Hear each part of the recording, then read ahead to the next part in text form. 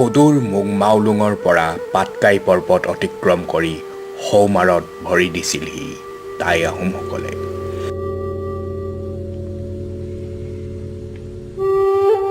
এই টাই আহোম স্বৰ্গদেউসকলৰ 600 বছৰীয়া ৰাজত্ব কালতে গঢ় লৈ উঠিছিল অসমৰ এক সোণহেৰীয়া সমৃদ্ধিশালী ইতিহাস।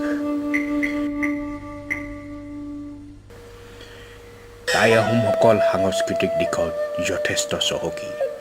বিভিন্ন গীত মাত, নৃত্য, পূজা পাৰ্বণ আদিৰে টাই আহোমসকলৰ সংস্কৃতিৰ বৰঘৰ ঠাহ খাই আছে।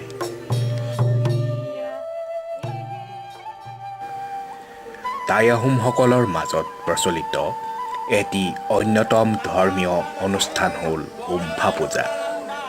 উমফা এটি টাইমূলীয় শব্দ, যাৰ অসমীয়া অৰ্থ হ'ল দেৱতালৈ উৎসৰ্গা কৰা। প্ৰতি 12, 7 অথবা 5 বছৰৰ মূৰে মূৰে টাই আহোমসকলৰ পৰম্পৰাগত দেওশালত এই পূজা অনুষ্ঠিত কৰা হয়। টাই পণ্ডিতসকলে পৰম্পৰাগত ৰীতিৰে বানচেং মাৰি এই পূজাৰ দিন ক্ষণ নিৰ্ধাৰণ কৰে। উমফা পূজাৰ থলীত বেলেগে বেলেগে 3খন দেওশাল প্ৰতিষ্ঠা কৰা হয়। এইকেইখন হ'ল আহোম ৰীতিৰে আৰাধনা কৰা মূল দেওশাল, হিন্দুশাল আৰু হাবি দেওশাল।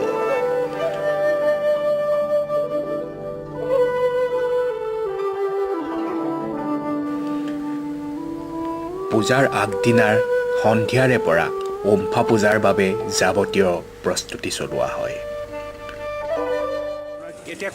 এই তামোল পাণটো যিটো বান্ধিছোঁ আমি, ইয়াত তামোল আছে, পাণ আছে আৰু পাতৰ ওপৰত ৰছী পোনাই দিছোঁ আমি। এইসকল দেওৰ আহিলা পাতি দেওসকলক আমি তাত আগমন কৰি আগলি পাতত সজাই এনেধৰণে আমি সজাই পেলাই আগলি পাতত দিম তেওঁলোকক। প্ৰত্যেক ভাগে ভাগে তাৰপাছত তেওঁলোকে এই তামোল পাণটো লৈ ৰাইজৰ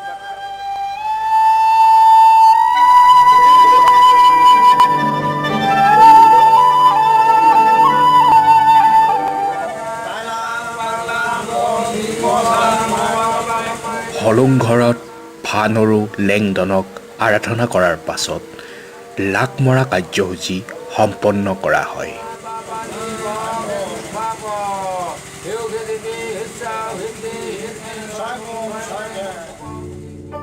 এনেদৰে লাক মৰাৰ পাছত মূল দেৱতালৈ একোটা মদঘৰ বা সফক নিৰ্মাণ কৰা হয়। ৰাতিপুৱা আহোম প্ৰথা মতে প্ৰথমে মন্ত্ৰধ্বনি কৰি দেৱতাসকলৰ নাম লৈ তেওঁলোকক আহ্বান জনোৱা।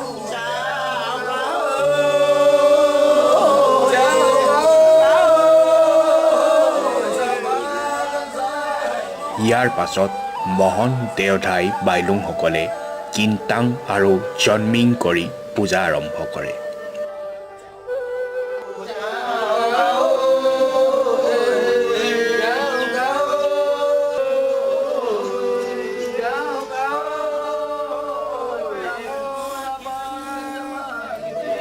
ইয়াৰ পাছত বৰদেউৰীয়ে হালত পানী ছটিয়াই পবিত্ৰ কৰে।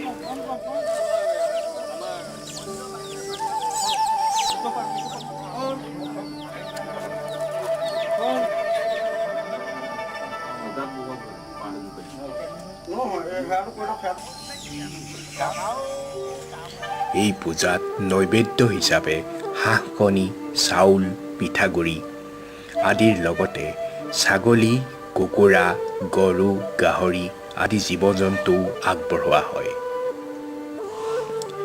বিভিন্ন দেৱতালৈ পৃথক পৃথকভাৱে নৈবেদ্য আগবঢ়োৱা হয়।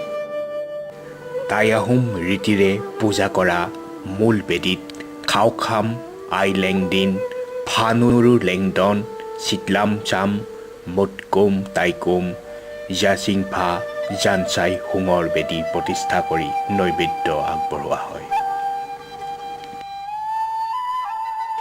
হিন্দুশালত মহাদেৱ, ফিমেথাও, বৰবাউলী, সৰুবাউলী, খেতৰ, আইনভনী, টেকেলা, সাতঘৰীয়া, পাঁচঘৰীয়া, দংদঙীয়া, অপেশ্বৰা আদি দেৱ দেৱীক আৰাধনা কৰা হয়।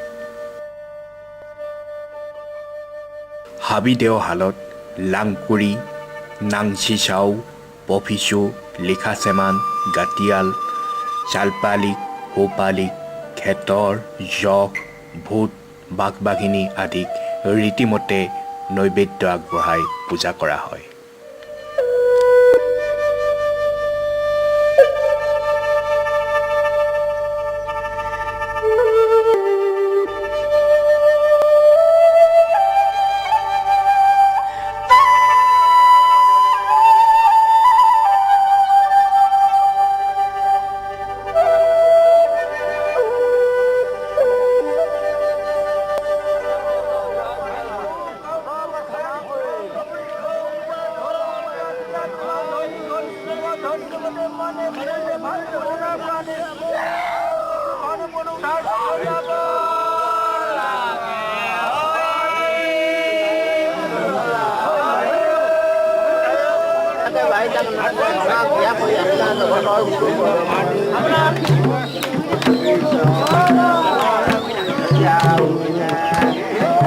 মাদলিয়ালে দেওশালত মাদলি বজোৱাৰ লগে লগে দেউৰীসকলৰ গাত দেও লম্ভে।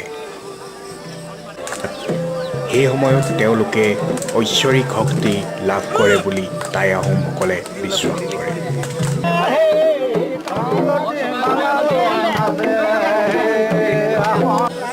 উক্ত সময়ছোৱাত এই দেউৰীসকলে বিভিন্ন ধৰণৰ আশ্চৰ্যজনক কাম প্ৰদৰ্শন কৰে। সেই সময়ত তেওঁলোকে মাদলিৰ চেৱৰ লগত সংগতি ৰাখি বিভিন্ন ভংগীমাৰে নৃত্য প্ৰদৰ্শন কৰে।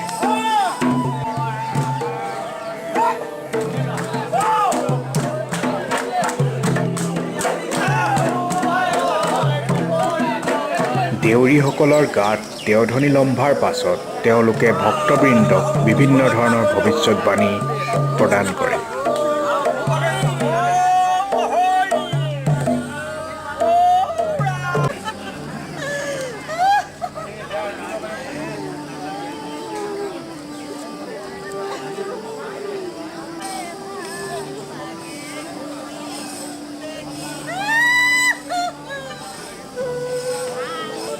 দেৱ দেৱীসকলক বিদায় দিয়াৰ পাছত দেউৰীসকল মাটিত ঢলি পৰে।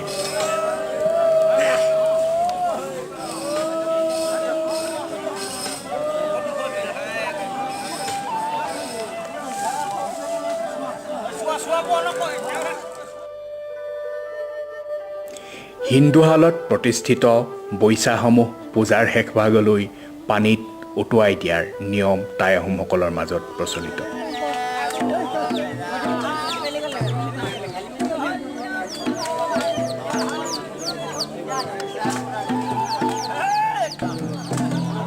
এই কাৰ্যক তেওঁলোকে চোৱা উটুওৱা বোলে।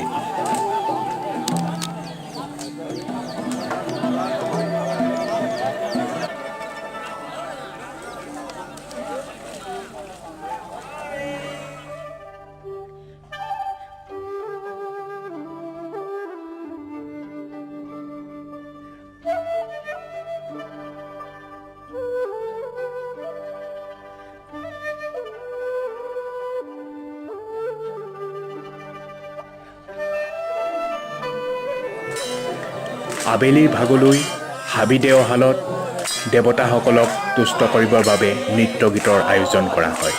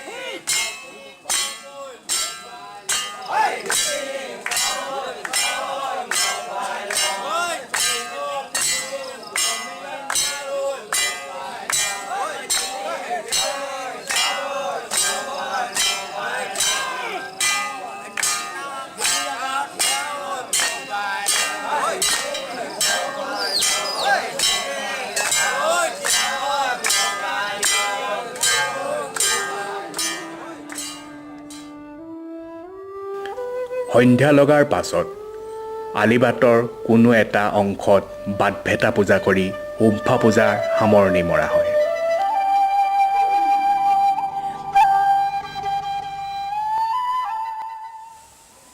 হাল লেংডন লেংফুন পৰীক্ষণ চামুন পৰীক্ষণ হাফুন পৰীক্ষণ চিটপুন পৰীক্ষণে হ'ল উমফা। উমফাত সাধাৰণতে আমাৰ প্ৰকৃতিবাদী যে প্ৰকৃতিৰ লগত আমাৰ যিটো আমাৰ ধাৰাবাহিকতা